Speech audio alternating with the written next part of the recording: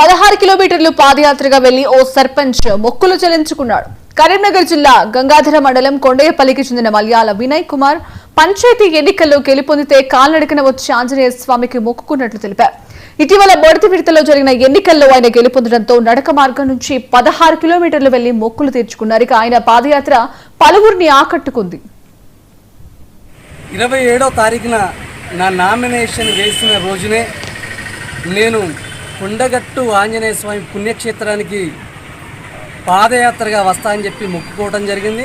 27వ తారీఖున రోజుని నామినేషన్ వేసే రోజు ముందు నేను పాదరక్షలు విడిచిపెట్టి ఈ రోజుకి 16వ రోజు ఈ పుణ్యక్షేత్రంకి నేను పాదయాత్రగా వస్తానని మొక్కుకోవడం జరిగింది.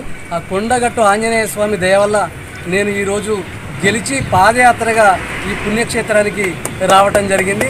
ఆ కొండగట్టు ఆంజనేయ స్వామి దీవెనలు నా మీద, నా గ్రామ ప్రజల మీద, నా ఊరు మీద ప్రతి క్షణం ఉండాలని ఈరోజు కొండగట్టు ఆంజనేయ స్వామిని దర్శించుకోవడానికి పాదయాత్రగా రావటం జరిగింది.